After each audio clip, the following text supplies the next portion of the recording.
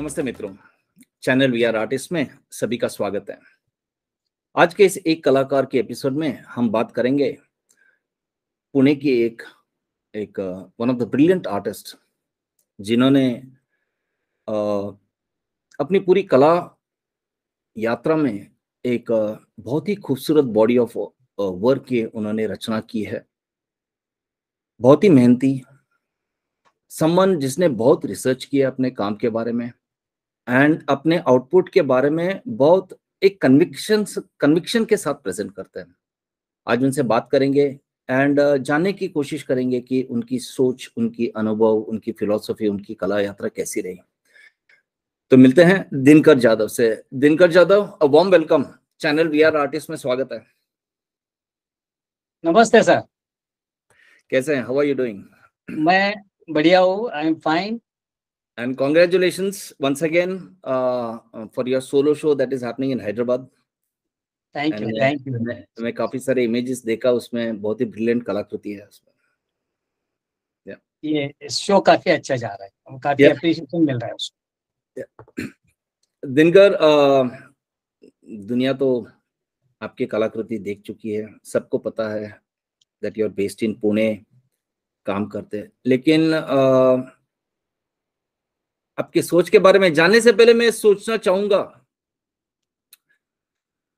आप घोड़े के फॉर्म्स पे, हॉर्स फॉर्म से ज्यादा काम करते हैं। करेक्ट। एंड हॉर्स हो या बुल हो, ये एक पावर का सिंबल होता है, एक एनर्जी का सिंबल होता है, एक सेक्स का सिंबल होता है, एक पैशन का सिंबल होता है। ये सब चीजों में बहुत उसकी तो ये घोड़े के पीछे कब से पड़ने लगे एंड कैसे उससे प्यार कैसा हो गया? नहीं, जरूर बताएंगे सर। ऐसा है सर, ये शुरुआत हुई 2009 में मुंबई में हमारा एक ग्रुप शो था। तब मैंने अलग एक मेरा दूसरा म्यूजिशियन सब्जेक्ट के सीरीज के ऊपर मैंने काम किया था। और जब एग्जीबिशन खत्म होता था तो हम रोज लोग ना ये विक्टर अपना गेट ऑफ इंडिया हम घूमने जाते थे देखने के लिए। तो वो ताज होटल के बाहर ना बहुत सारे विक्टोरिया वो टांगा खड़े रहते थे, लोगों को एक टूर करते थे वहां का नजदीक से। तो मैं रोज ये देखता रहा ये टूर। तो मैं कभी बैठा नहीं उसमें, लेकिन ना मुझे धीरे धीरे ना पता चला कि ये एक दुबला पतला घोड़ा और पीछे 5-6 लोग बैठे हैं और वो भाग रहा है, और उसका मन नहीं है भागने का, क्योंकि उसको ना वो घोड़ा, हॉर्स बोले तो वो रेस में भागने वाला एकदम पावरफुल एनिमल। लेकिन वो घोड़ा स्पेशली वो काफी दुबला पतला था। वो देख के मुझे ना काफी कुछ अलग सा फीलिंग हुआ 2 दिन। फिर मुझे ऐसा लगा यार ये घोड़ा ऐसा नहीं होना चाहिए, इसके लिए है नहीं ये। बट वो मालिक उसको मारता था, मतलब स्टार्ट बोलता था, वो भागता था लोगों को लेके घूम के 5 रुपए का टूर लेके, ऐसा वो था। ये 1 हफ्ते के बाद ना सडनली आई रिकग्नाइज की कुछ तो मुझे ऐसा फील हो रहा है कि मैं ये करूँ, इसके ऊपर कुछ एक्शन करूँ। ना कि मैं वो मालिक को बोल सकते भाई ये बंद करो उसको अच्छे सा, क्योंकि वो बहुत ही दुबला पतला। फिर मैंने सोचा कि मेरा जो घुटन अंदर से था उसको मेरे पास कैनवास है क्रिएशन, तो मैंने उससे वो बाहर निकाला और मेरा वहां से घोड़े का जर्नी शुरू हुआ, जिससे मैंने सीरीज बनाया रेस्ट। रेस्ट मीन्स कि उस पेंटिंग में मैंने वो ओनर नहीं दिखाया, जो साइड में होटल वगैरह है वो कुछ नहीं दिखाया। बस एक घोड़ा है और वो टांगा को पीछे बांधा हुआ घोड़ा, लेकिन अपनी ही जगह में गया, एक अलग जगह पे गया है। ऐसे मैंने वो पेंटिंग मतलब सीरीज उसके ऊपर बनाया 2-4 साल। तब से फिर ये घोड़ा शुरू हुआ मेरा, और धीरे धीरे करके फिर डे बाय डे आप सोचते हैं आपके काम के बारे में, फिर वो चेंजेस आ जाती है, आपका नॉलेज बढ़ता है, एक्सपीरियंस बढ़ता है, प्रैक्टिस बढ़ती है। फिर धीरे धीरे जाके ना उसमें काफी चेंज आने लगा। फिर मैंने एक एग्जीबिशन में पेंटिंग मैंने दिखाई थी, मतलब कंपटीशन में, उसमें मुझे काफी अवार्ड मिला। तो 3 साल निकल गए, फिर मुझे जहांगीर आर्ट का लेटर आया कि सोलो शो के लिए। फिर मैंने सोचा कि अभी यही टांगा का घोड़ा अगर हम जहांगीर आर्ट पे लगाएंगे तो हम लोगों को क्या बोलेंगे, क्योंकि 3 साल तो हमने दिखाया है ये सब। फिर मैंने सोचा हमें कुछ अलग करना होगा, घोड़ा ही करना है, बट ये टांगा सीरीज, विक्टोरिया सीरीज नहीं लगाएंगे। फिर मैंने 8 महीना, मेरा स्टूडियो के नजदीक है पूना का सबसे फेमस रेस कोर्स, वहां मैं जाने लगा मॉर्निंग वॉक के लिए। फिर मैं वो सारा माहौल में ना एकदम घुल मिल गया। मैं रोज वहाँ मॉर्निंग वॉक भी करता था। फिर धीरे धीरे मैंने रेसेस देखने शुरू किए। मतलब मैंने घोड़े के जानने की कोशिश की कि ये जो घोड़ा है और वो जो टांगा का घोड़ा, इसमें जमीन आसमान का अंतर है, ये कैसा पॉसिबल है। तो ये पेंटिंग में होना चाहिए। वो जो एनर्जी है ना, जो वो रनिंग करता था रेस के समय, इवन वो घोड़ा जब अगर चलता भी है रेस वाला, तो बहुत अलग फीलिंग थी। तो मैंने वो फीलिंग को जानने की कोशिश की। मैंने सोचा हमें वो रेसिंग करने वाला, भागने वाला घोड़ा नहीं करना है। हमें जो करना है उसकी एनर्जी, उसके इमोशंस। ताकि रनिंग कोर्सेज तो वो एक प्रैक्टिस बन जाएगी। तो आप ऐसे ही निकालोगे कि घोड़ा भाग रहा है चारकोल से, आपने ड्राइंग किया, वैसा नहीं मुझे करना था। उसमें ना मुझे एक अलगपन, एक स्टाइलाइज करना था उसको। बट उसे काफी टाइम गया, एक 8 महीना गया कम से कम, कि मैं बस वो उसके ऊपर सोचता रहा। फिर 8 महीने के बाद वो जो रियलिस्टिक मैंने ड्राइंग वहां प्रैक्टिस की थी, उससे मेरे थोड़ा अंदर से महसूस हुआ कि मैं कर सकता हूँ। क्योंकि दिखने में लगता है, बट जब आप ड्रॉ करते हैं हॉर्स एनिमल को, तो उसमें काफी सारे डायमेंशन है, इतना इजी नहीं है। अगर आप बुल को ड्रॉ करोगे और हॉर्स को, तो काफी फर्क है दोनों में। क्योंकि आपके वो ड्राइंग में एनर्जी भी आना चाहिए ना। सिर्फ आप घोड़े का पोर्ट्रेट नहीं कर रहे, उसके अंदर का जो एनर्जी है। बेसिकली आर्टिस्ट का काम वही है ना, जो दिखता है सिर्फ उसके वो रिप्लिका नहीं बनाए, उसको एक इंस्पिरेशन लेके कुछ अपना डाले, उसमें एक इनपुट डाले, खुद का एक सोच हो, स्टाइल हो। तो वो मैं करता रहा उसी में। और उसी का फिर मैंने एग्जीबिशन किया जहांगीर आर्ट में। और उसको मैंने टाइटल दिया था इनर पावर, जो मेरे अंदर से है। क्योंकि वो जो टांगा का घोड़ा था, वो इतना दुबला था, इतना, उसके अंदर कुछ भी नहीं था, almost it's like a dead. बस फिर भी वो भाग रहा है। और ये ऐसा नहीं, इसको आप जैसे हाथ भी लगाओगे, मैंने खुद घोड़े के साथ शूट किया, टच किया है, तो आपको महसूस लगेगा, घोड़े का बॉडी भी ऐसा शिवर करता है कि आपको अंदर से एकदम हॉट एनर्जी फील होते हैं, आपको फील होता है वो सब। तो मैंने कोशिश की कि उसको मैं पेंटिंग में लाऊं, बट एक कंटेम्प्रेरी फील होना चाहिए एट द सेम टाइम वो पेंटिंग में, इसमें स्टाइलाइजेशन भी होना चाहिए। तो वो सब करने की पहला प्रयास था मेरा 2011 में जहांगीर आर्ट में। फिर क्या हुआ, उसी में मेरा प्रयास तो ठीक ठाक रहा, शुरुआत तो हो गई, बट मैं उसमें ना मैच्योर नहीं हुआ था वो टाइम। तो लोग उसको कंपेयर करने लगे कि ये inspired by M F Hussain है, और इनका इसमें कुछ भी नहीं है। मतलब एक जनरल बात करते थे लोग। फिर मेरे पास वो चैलेंज आ गया कि अगर हम ऐसा ही करते रहेंगे, लोग बोलते रहेंगे, तो फिर हम एज एन आर्टिस्ट में सेटिस्फाइड होना चाहिए ना। फिर जाके दोबारा मैंने वो एग्जीबिशन खत्म हुआ, फिर मैंने सोचा कि नहीं, हम इसको छोड़ेंगे नहीं, इसको कुछ ऐसा करके प्रॉपर प्रोसेस से जाएंगे। फिर मैंने स्टडी शुरू किया। और जब मैं वो जॉकीज को मिला, जो मैं रेस देखता था, तो उसने मुझे बताया, जब मॉर्निंग में वो प्रैक्टिस सेशन हुआ उनका, वो एक मेल घोड़ा जा रहा, मतलब 5-6 घोड़े जा रहे थे। तो उसमें से 2 फीमेल थी, मीन्स घोड़ी थी, और 4 मेल थे। तो वो जो फीमेल थी वो ना कुछ अलग चाल था उसका, और जो मेल था उसका एक अलग एटीट्यूड था। तो मैंने उसको बोला कि ये घोड़ी तो जल्दी जल्दी नहीं जा रही है, वो प्रैक्टिस करता हुआ फिर भी वो इधर टहल रही। तो उन्होंने बोला सर, ये घोड़ी है, उसको ना वो नखरा दिखा रही है आपका। तो सडनली आई रियलाइज किया, अरे हाँ, तो ये जो मेल फीमेल है, जो इमोशंस है, वो हम पेंटिंग में दिखा सकते, तब जाके हमारा पेंटिंग एक अलग लेवल पे जाएगा, बस वो पोर्ट्रेट नहीं रहेगा। तभी मुझे रियलाइज, और फिर मेरा सर्चिंग शुरू हुआ कि उसको हम कैसे दिखाए कि ये फीमेल है और ये मेल है। फिर प्रैक्टिस शुरू हुई उसके फिर मैंने 2-3 इंग्लिश मूवी देखे, जिसमें वो सारा कार्टून वाला मूवी है, बट उस पे काफी अच्छा स्टडी दिखाया है कि वो लगते है कि वो घोड़ी है।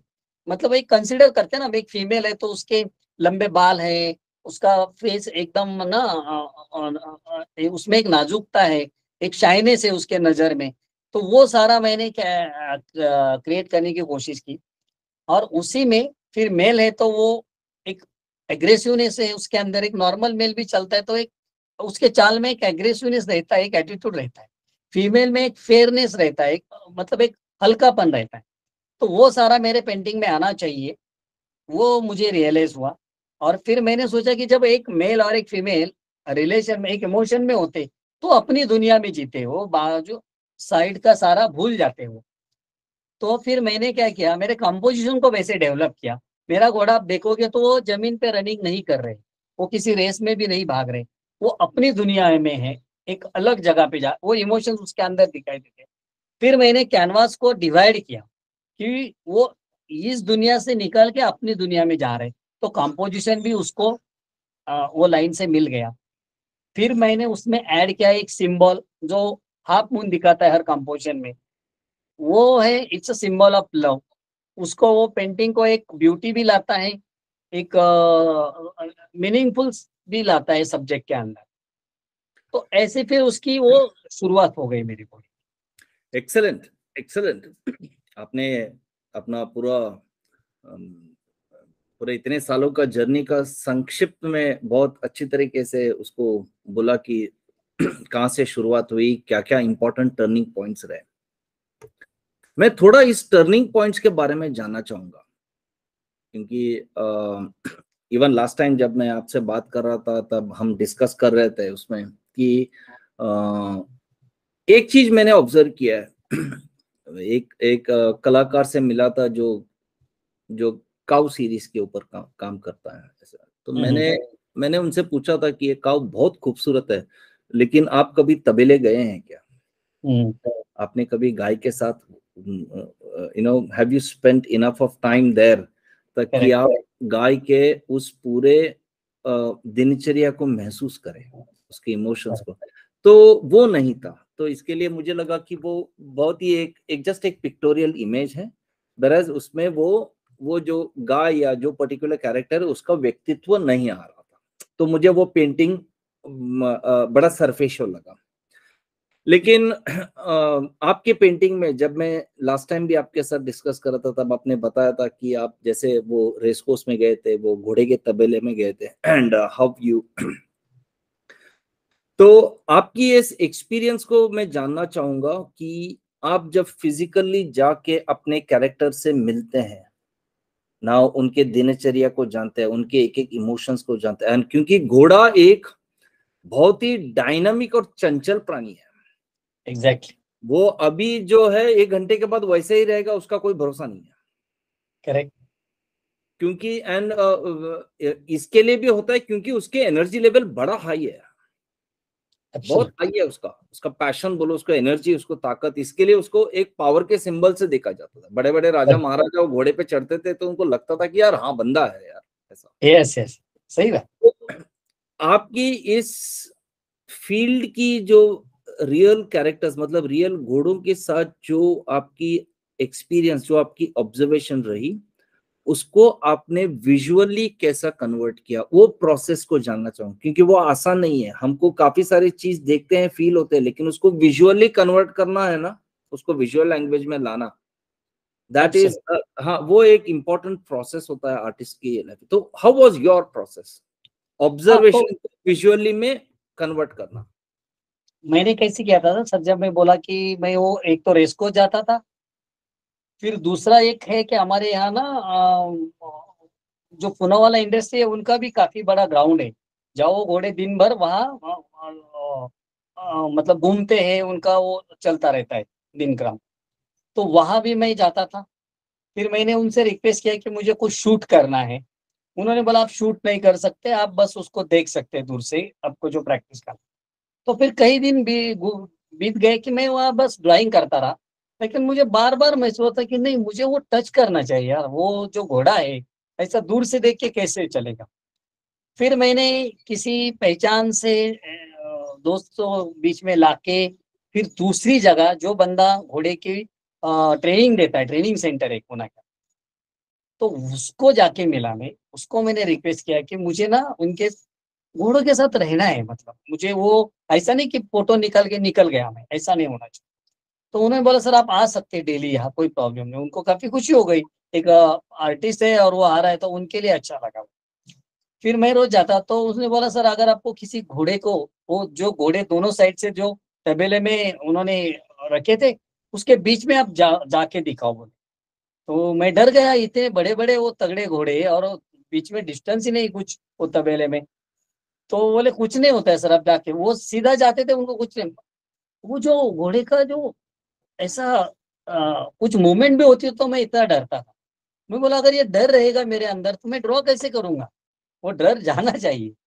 फिर उन्होंने क्या किया, मुझे बोला कि आप किसी भी घोड़े को देखो, आपको जो अच्छा लगता है उसके लिए आप रोज कुछ लेके आओ, मैं बोलता हूँ। तो मैंने एक घोड़ा सिलेक्ट किया, तो बोले इसको पार्ले बिस्किट बहुत पसंद, तो मैं डेली बहुत सारे पार्ले बिस्किट लेके जाता। बोले सर 3 दिन के बाद वो अभी वेट करेगा आपके लिए, क्योंकि ये आ रहा है मेरे लिए कुछ लेके। तो धीरे धीरे उसके साथ दोस्ती हो। फिर जाके वो बोले सर आप इसके ऊपर बैठो, आप इसको मतलब ना घुमा के लेके आओ। अगेन मैं कि मेरे अंदर वो डेयरिंग ही नहीं आता था कि मैं उसको लेके जाऊँ। फिर उन्होंने उसको खुला छोड़ा, बिल्कुल जंगल जैसा, बड़ा ग्राउंड है उधर, मतलब झाड़ी है, लाइक फॉरेस्ट ऐसा था वो जगह। फिर वो घोड़ा उधर से पकड़ के मैं एक बाजू से दूसरी बाजू लेके जाने लगा, धीरे धीरे मेरे में वो आया। और एक बीच में ना एक बार ऐसा हो गया, कुछ तो डिस्टर्ब हुआ घोड़ा, उसने जो आगे के पैर इसने खड़े किए और मैं नीचे।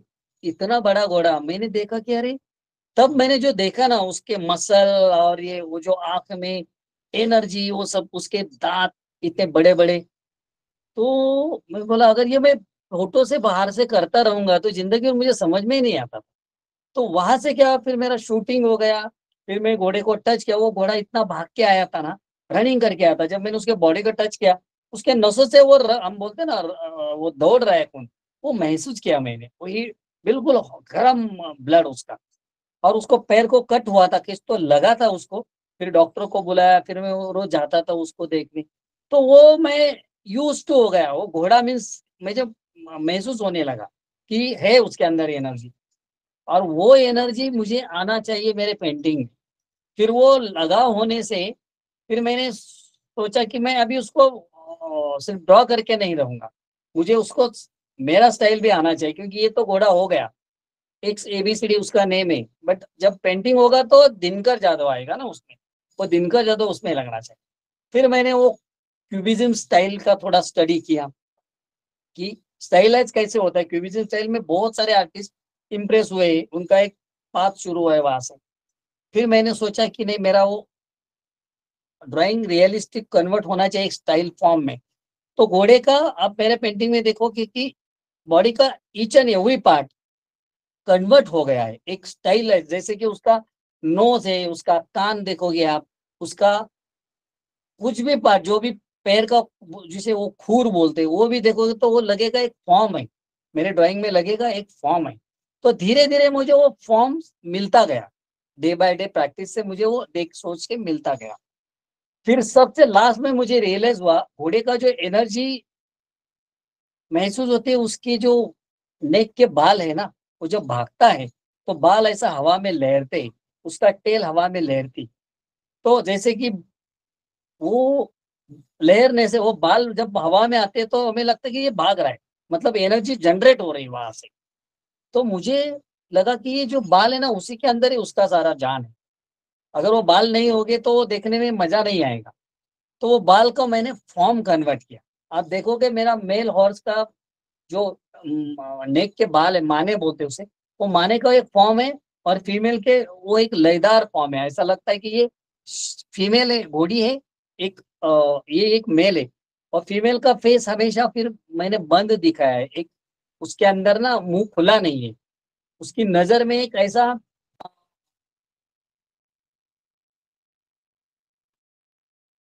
वो जो नजर है उसकी, वो एक शाइनेस है उसके अंदर, उसके अंदर एक पिंक एक शेड आपको देखने को मिले हमेशा।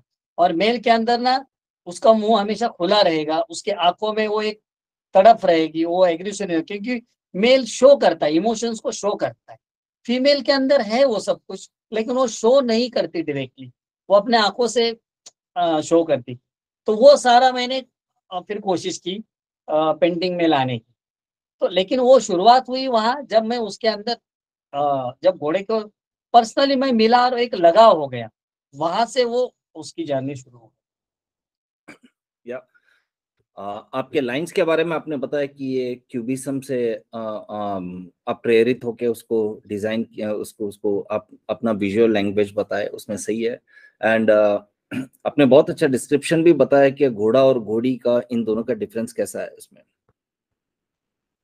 लेकिन अगर मैं ऑब्जर्व करूं तो आप बुल सीरीज में भी करते हैं। करेक्ट। नाउ ये एक छोटा सा फर्क है। बुल वो भी एक पावर का सिंबल है, वो भी एक पैशन का सिंबल है, वो भी एक सेक्स का सिंबल है सब।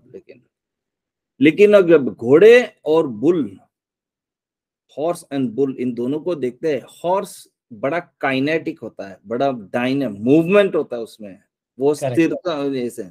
वेराज बुल बड़ा स्थिर है, वो पोटेंशियल एनर्जी, जैसे फिजिक्स में बोलते हैं काइनेटिक एनर्जी और पोटेंशियल एनर्जी यस बोलते हैं। यस। काइनेटिक एनर्जी समथिंग जो मूवमेंट होता रहता है, हिलता रहता है, मूव होता है, वेराज पोटेंशियल एनर्जी जो स्थिर रहता है ऐसा। बल तो के उसके अंदर वो जगह हाँ, पे ही, बट वो महसूस होगा बहुत बड़ा। हाँ, लेकिन वो स्थिरता है उसकी ताकत में, वेराज घोड़े में वो घुमाव है, वो भागम है इसमें। तो ये दो अलग अलग कैरेक्टर्स को आपको चूज करने जैसा क्यों लगा? क्योंकि एक तरफ से आप घोड़े को दिखा रहे हैं जहां पे पूरा काइनेटिक एनर्जी है, एंड यहाँ पे बुल सांड को दिखा रहे हैं जो बड़ा पोटेंशियल एनर्जी, बड़ा स्थिरता है, मतलब वो हिलने करेक्ट। को भी थोड़ा टाइम लगाएगा ऐसा। यस यस ऐसा। यस। लेकिन एब्सोल्युटली। दोनों चीज में एक कॉमन है कि बहुत स्टाइल है बहुत।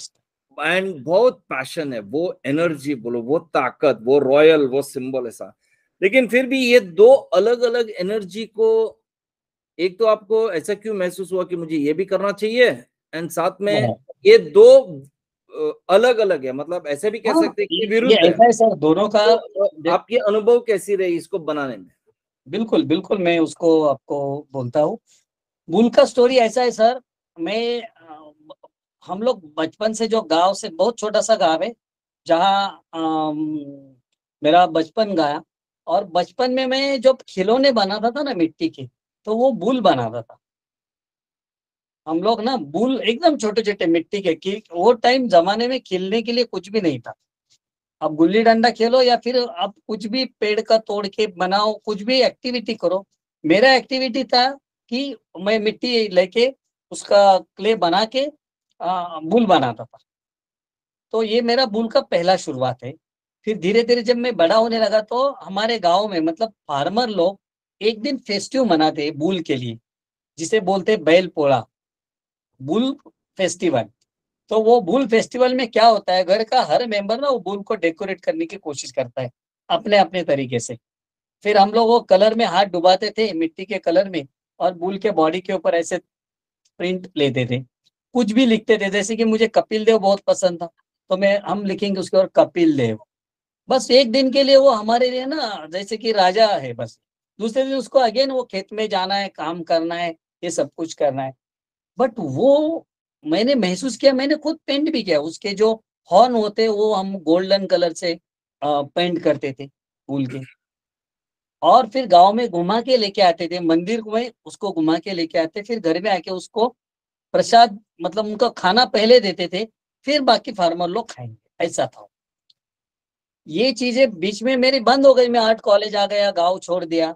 लेकिन मन में, मेरे माइंड में एक कहा तो छुपा था, बट उसको ना टाइम नहीं आया था। मतलब एक सीरीज बनने के लिए भी एक टाइम आना चाहिए। जब ये घोड़े का शुरू हुआ तो धीरे धीरे मुझे वो महसूस होने लगा कि नहीं, अभी वो टाइम आ रहा है कि मेरा बुल सीरीज भी आना चाहिए। फिर मैंने वो जो मूवमेंट है मेरा बुल में, आप देखोगे तो वो एनर्जी जो आपने बोला एकदम करेक्ट है, वो एनर्जी लगेगी, बट ना वो सेलिब्रेशन मूड में है।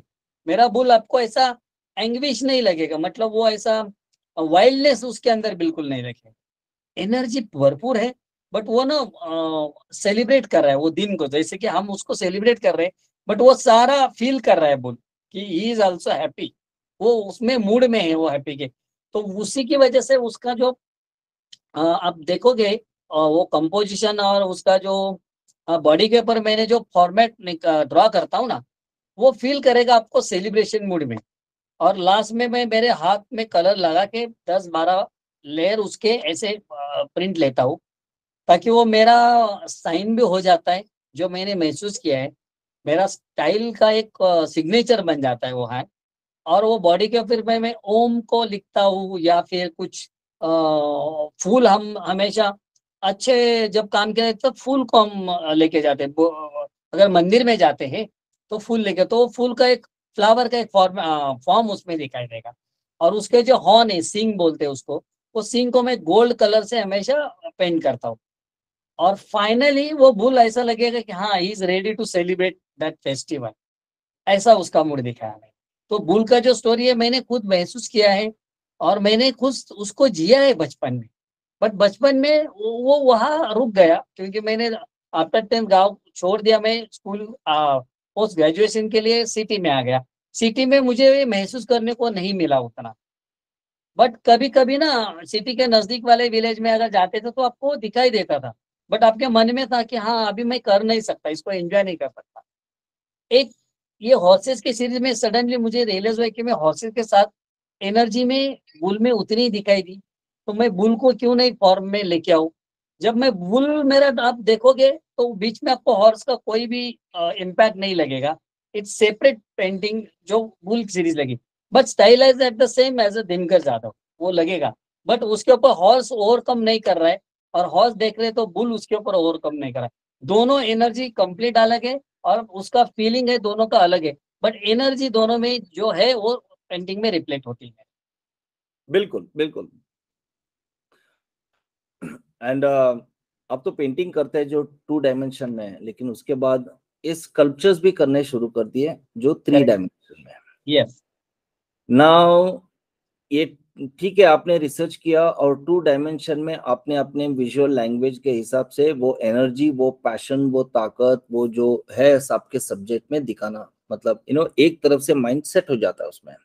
बराबर। लेकिन जब 3D करते हैं, सेम 2D के ड्राइंग्स को 3D में कन्वर्ट करते हैं, अभी यहाँ पे फिर से उसकी वो एनर्जी हो, उसकी डायनेमिक्स हो, वो लाना अभी फिर से स्क्रैच से शुरू करना पड़ता है। मतलब करेक्ट करेक्ट करेक्ट। एकदम तो 2D से 3D ऐसा ट्रांसलेट नहीं होता है। नहीं होता। या तो लेकिन फिर भी आप उसमें काफी सक्सेसफुल रहे। जब मैं आपके स्कल्पचर्स को देखता हूँ, ये बुल हो या हॉर्स का हो, उसमें उसमें भी वो एनर्जी, वो पैशन, वो उसकी जो डायनेमिक्स करेक्ट है वो दिखती है। करेक्ट। तो how did you do that? आपका 2D से लेकर 3D के ये जो हाँ, ट्रांसफॉर्मेशन सिर्फ ड्राइंग फॉर्म्स में नहीं, लेकिन उसकी एनर्जी को भी लाना जो एब्स्ट्रैक्ट है, एग्जैक्टली। क्योंकि ये एग्जैक्ट। जो एनर्जी पैशन है वो एब्स्ट्रैक्ट है वो। बिल्कुल। तो इसको लाने के लिए ये कैसा रहा 2D टू 3D के कन्वर्शन में? हाँ, बिल्कुल उसके ऊपर बात करेंगे सर। ऐसा है ना, मैं 2018 में एक यूरो टूर के लिए गया था। मतलब पेरिस, एम्स्टर्डम, ये सारा मैं देख के आया। जब लूर म्यूजियम गया तो मैंने वहां ना बहुत सारे स्कल्पचर, मतलब वो गार्डन में भी जाता तो 20 फीट का स्कल्पचर आराम से मिलता था उधर। तो मैं इतना इंस्पायर हुआ कि ये इजीली इतना स्कल्पचर कैसे बन पाता है। इतना छोटा गणपति अगर हम गणेश फेस्टिवल में बनाते तो बहुत ज्यादा हो जाता है। तो ये स्कल्पचर मुझे ना वहाँ हैमर हो गया मेरे, वो 22 दिन में इतना हैमर हो गया। मैंने सोचा नहीं, मुझे जाके ना मेरा फॉर्म स्कल्पचर में लाना चाहिए। अगर मैं इतना सारा मेहनत करो एज अ प्रोफेशनल आर्टिस्ट, अगर नहीं होगा नहीं होगा, बट कोशिश तो करना चाहिए, क्योंकि वो इंस्पिरेशन वहां से मुझे मिला स्कल्पचर का स्पेशल। फिर मैं जब आया तो मेरा जहांगीर में 2017 का सोलो शो का दूसरा शो का डेट मिला मुझे। लेकिन ना मैं चाहता था कि इस शो में मैं कुछ अलग एक एडिशन लाऊं। वही चीज को दोबारा नहीं होना चाहिए, कुछ तो एक्स्ट्रा एडिशन होना चाहिए, उसमें नयापन होना चाहिए। फिर मैंने सोचा कि स्कल्पचर करते हैं। लेकिन मैं करने के प्रोसेस में थोड़ा फेल हो गया, तो मुझे वो स्कल्पचर एग्जीबिशन में मैं डिस्प्ले नहीं कर पाया, क्योंकि वो एनर्जी नहीं मिल रही थी। अगर एनर्जी मिला तो स्टाइल नहीं मिल रही थी, कहाँ ना कहाँ वो छूट जाता था। और मैं सेटिस्फाइड नहीं था। मैंने, अगर मैं सेटिस्फाइड नहीं हूँ खुद, तो मैं क्यों उसको डिस्प्ले करूँ? कोई मतलब नहीं, लोग हाँ बोलेंगे अच्छा या नहीं, बट एज एन आर्टिस्ट मैं ही सेटिस्फाइड नहीं। फिर मैंने उसको नहीं किया। मेरा पेंटिंग का एग्जीबिशन हो गया।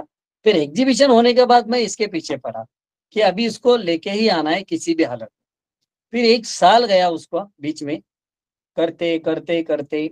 फिर एक दिन वो सारा जो मैं सोच रहा था क्ले से लेके वो जर्नी, फिर वो पूरा हो गया। फिर मैंने उसमें एक फॉर्म डेवलप किया कि एक जो मेरा मेल एंड फीमेल, तो वो मैंने दोनों फेस के कॉम्पोजिशन किए। फिर उसको नीचे एक बेस बनाया, लेकिन वो लगना चाहिए ना कि जो हल्कापन होना चाहिए था देखते समय, क्योंकि ये ऐसा कोई चेस के 2 घोड़े रखे ऐसा नहीं लगना चाहिए था। इसीलिए मैंने उसको ना ब्लैक एक टफन ग्लास आता है, उसी के ऊपर वो बेस के ऊपर रखा, वो टफन ग्लास के ऊपर फिर मैंने वो दोनों घोड़े के फेसेस एक दूसरे के सामने रखे। तो उससे क्या हो गया, वो रिफ्लेक्शन उसके अंदर आ गया ग्लास का, और वो रिफ्लेक्शन के साथ आप जब देखते हैं तो एक एक्साइटमेंट सा फील होता है आपको जब देखते हैं, तो एक ड्रामा जैसा ना फॉर अ सेकंड क्रिएट होता है। ऐसा नहीं लगता, ये लगता है कि इट्स लाइक अ फ्लोटिंग, वो तैर रहे पानी में, क्योंकि जो इमोशंस होते हैं वो एकदम ऐसे हल्कापन लाते हैं आपको, हेवीनेस नहीं होता है उसके अंदर। तो वो सारा मुझे उसमें करने को मिला और उसमें मैं सक्सेस हो गया। फिर जाके वो स्कल्पचर मैंने दिल्ली के एग्जीबिशन में एग्जिबिट किया। उसमें ना 24 आर्टिस्ट थे जो कि ओरिजिनली स्कल्पटर थे। मैं तो ओरिजिनली स्कल्पटर नहीं था, कन्वर्ट किया था मैंने खुद को प्रैक्टिस करके।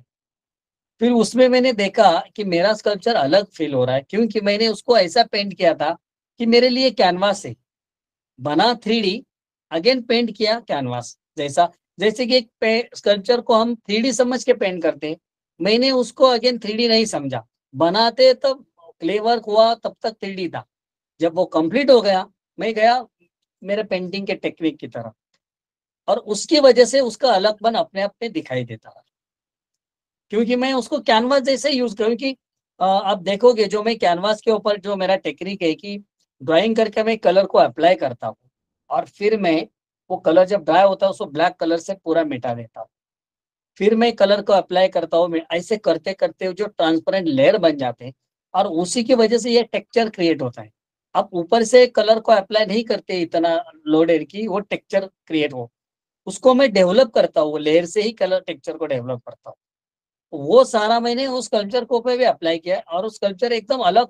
अभी एग्जीबिशन में मैंने देखा सारे लोग पूछ रहे कि ये इसको पेंट कैसे किया है, क्योंकि वो पता नहीं चलता पेंट किया है, वो लगता है किसी मशीन से बाहर आया है, कोई प्रोडक्ट जैसे आता है ना वैसा होता है। उसमें कुछ भी ब्रशिंग नहीं है, विदाउट स्ट्रोक, वो फिर भी पेंटिंग में इंटरेस्ट कैसा आता है। तो ये सारा प्रोसेस ऐसा मेरा वहां से निकला है। और क्या हो गया, मेन थिंग कि मैं चाहता था कि एग्जीबिशन में कुछ अगेन क्या दे सकता हूँ एक्स्ट्रा। तो मैंने सोचा बुल का मेरा स्कल्पचर हो गया, अभी मैं सॉरी हॉर्स का, तो मेरा बुल का भी पेंटिंग है तो बुल का भी होना चाहिए। फिर मेरा जो फॉर्म है बुल का, मैंने इस बार मुझे टाइम उतना नहीं गया क्योंकि मैं काफी मैच्योर्ड हो गया था वो थॉट प्रोसेस में, तो वो जल्दी मेरा हो गया। फिर मैंने उसको पेंट करके देखा तो ये काफी इंप्रेसिव लगा मुझे, मैं हैप्पी था खुद। तो मैंने सोचा इसको हम डेवलप एग्जीबिशन में शो करेंगे, ताकि लोगों को हम लोग दिखा सकते कि इस बार एक एडिशन स्कल्पचर भी आया है पेंटिंग के साथ। तो एक स्टेप आपका एक आर्टिस्ट लेवल ऊपर चला जाता है, ये पेंटिंग ऐड होता है। एक बहुत ही इंटरेस्टिंग एपिसोड लास्ट टाइम जब हम बात कर रहे थे तभी भी आपने इसका जिक्र किया था। एक कॉन्फ्लिक्ट होता है माइंड में जब आप 2010-11 में जब आपने फर्स्ट शो एग्जीबिशन किया जहांगीर में, एंड लोग आपकी पेंटिंग को तारीफ करने के बजाय इमिडिएटली उसको हुसैन के साथ कंपेयर करने लगे। करेक्ट। तो तब कहीं तो जाके दिल दिमाग में एक ऐसी कॉन्फ्लिक्ट बैठ जाती है कि भाई मैं अपना ये, क्योंकि घोड़ा ऐसा नहीं है कि सिर्फ हुसैन साहब ने किया है, बहुत आर्टिस्ट लोगों ने किया है। तो एक इंडिविजुअल आर्टिस्ट की तरह मैंने उसको एक्सप्लोर और प्रेजेंट किया है, एंड कहीं तो वो व्यूअरशिप में वो व्यूअर्स के नजरिया से वो इमिडिएटली हुसैन पे जाके गिरा उसमें। एंड ये एक बहुत बड़ा एक संघर्ष होता है दिल दिमाग में कि आप इसको कैसे तोड़े एंड इसमें से कैसे बाहर निकले, क्योंकि उस वक्त दो ही रास्ते थे, या तो इसको छोड़ के दूसरा कोई ले लेता फॉर्म, या तो फिर इसमें से ही जुड़ के इससे मारा मारी करके निकले, बाद में पता चले कि लोग एमएफ हुसैन को भूल जाए और दिनकर जाधव को याद रखे। एब्सोल्युटली वही वही हो गया सर इसका ये स्टोरी। संघर्ष कैसा रहा, क्या रहा? ये बहुत जबर, मतलब जितना पेंटिंग में आपका संघर्ष होता है ऑलमोस्ट उतना ही या थोड़ा ज्यादा ही वो संघर्ष हुआ। शुरू में तो काफी हो गया था, लेकिन ये संघर्ष के जर्नी में ना एक दो लोग मुझे ऐसे मिले जिन्होंने मुझे काफी मोरल सपोर्ट दिया ये स्टोरी के अंदर। जैसे पहले एग्जीबिशन में मुझे एक आदमी मिले थे जिनका एज ऑलमोस्ट 80 के करीब था। उन्होंने हुसैन साहब को देखा था, और उन्होंने एक आर्टिकल, वो राइटर थे, मतलब अपना प्रेस में लिखते थे, न्यूज़पेपर में आर्टिस्ट के ऊपर। अभी मैं उनका नाम मुझे मतलब याद नहीं मुझे। उन्होंने हुसैन साहब का सारा जर्नी देखा था नजदीक से। तो उनकी वाइफ पहले दिन मेरा एग्जीबिशन देखने आई थी, पहला वाला 2010 का। और वो उन्होंने काफी मुझे खुश होके वो गई और उन्होंने उनको भेजा कि आप जाके आओ, पुणे का एक आर्टिस्ट आया है, उसने घोड़े के ऊपर सीरीज किया है। तो वो आ गए एकदम ऐसा एजेड आदमी, वो लकड़ी स्टिक ऐसा करके। तो उन्होंने देखा, मुझे पता नहीं था कि यही है वो उनके हस्बैंड है या कोई। फिर उन्होंने आके मेरा मुझे शाबाशी दी और बोले बेटा बहुत अच्छा लगा मुझे, क्योंकि हुसैन साहब के बाद मैंने इतना एट अ टाइम किसी का काम देखा भी नहीं था, या ऐसा कोशिश भी नहीं किया था किसी ने। आपने तो कोशिश किया है, बहुत अच्छी बात है। मैं बोला सर लेकिन लोग तो ऐसा बोलते हैं। नहीं नहीं, बोला तुम वो मत देखो, तुम पेंटिंग को देखो, तुम्हारी तुमने क्या किया है, क्या अचीव किया है, और इसको तुम आगे लेके जा सकते हो, मुझे दिखता है तुम लेके जाओगे। बस ये चीज को भूल जाओ कि लोग क्या कह रहे हैं। अगर वो करोगे, दिमाग में रहोगे, तो आप फिर नहीं कुछ कर पाओगे। और वो ऑल द बेस्ट करके, गॉड ब्लेस करके निकल गए। फिर मैं होटल में जब रात शाम को आया, तो मैं 1 घंटा सोचा कि 4 दिन लोग जो मुझे बोले वो मैं देखूं, या ये आदमी ने आज जो बोला वो मैं देखूं। फिर मुझे लगा कि नहीं, अभी बिल्कुल पीछे नहीं हटने का, अभी ये चीज को लेके आगे जाएंगे, क्योंकि उन्होंने एक रास्ता दिखाया है।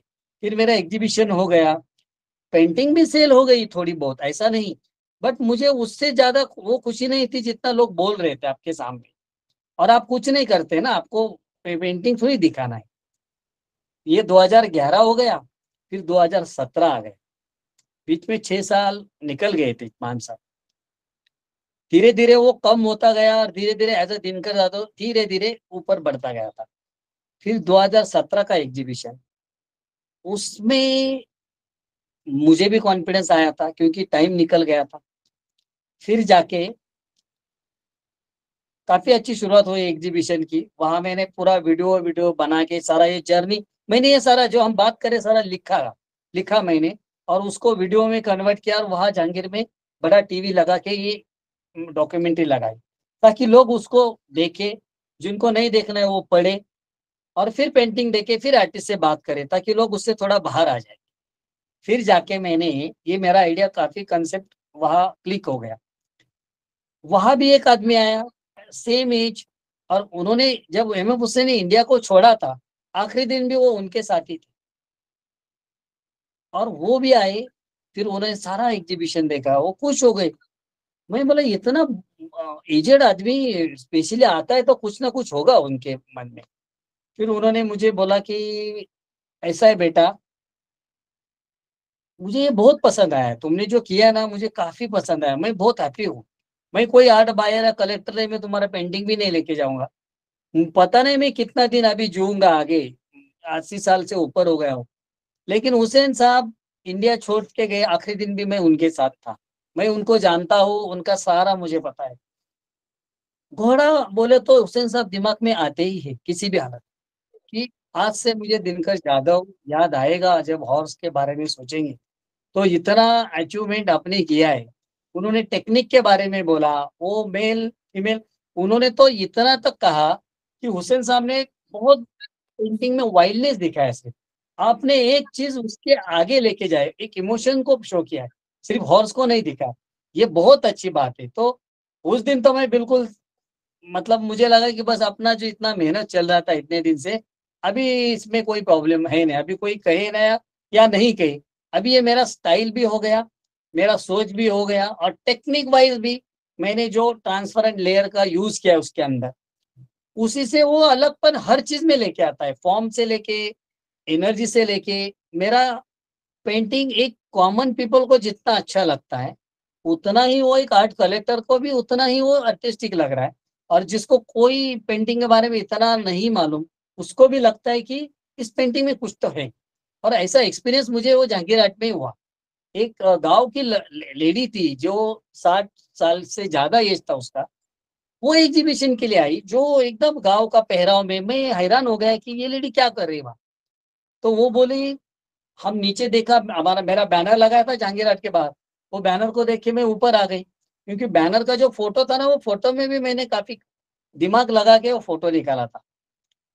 तो उन्होंने सारा एग्जीबिशन घूम फिर के देखा, और वो कोल्हापुर से थी, पुणे के जो नजदीक कोल्हापुर है। वो बोले बेटा ये पेंटिंग देख के मुझे मेरा प्यार याद आ गया। वो लेडी जो एक गांव से है, उसमें उसको उसका मतलब जो खुशी था वो सारा मिल गया वो पेंटिंग। वो बहुत खुश हो गई और बोली कि जब भी आप आओगे मेरे घर आना है बेटा खाना खाने के लिए। और अब बड़े मतलब उन्होंने काफी अच्छा आशीर्वाद जो बोलते ना एक बुजुर्ग लोग देते।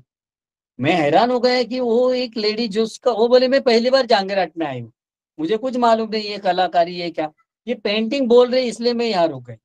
और वो मुझे मिलने के लिए रुकी, मैं क्योंकि लोग बहुत मिल रहे थे तो आधा घंटा रुकी, मेरे साथ फोटो निकाला। मतलब एक पेंटिंग एक कॉमन आदमी को इतना बात कर रहा है तो पेंटिंग में कुछ है। तो मैं सेटिस्फाइड हो गया कि मेरा जो स्ट्रगल है वो एक करेक्ट पाथ पे आ गया। बिल्कुल, बहुत सही, बहुत सही। आपने इतने सारे इमोशंस, उसके डायनामिक्स पे एक्सपेरिमेंट किया, उस पे काम किया। क्या ऐसी कोई चीज है जो आप सोचते हैं कि यार इस घोड़े को या इस बुल के साथ अभी एक ऐसा एक कुछ तो चैलेंजिंग चीज है जो मैं करना चाहता हूँ और अभी तक नहीं किया, या आगे बिल्कुल है। करना चाहता है?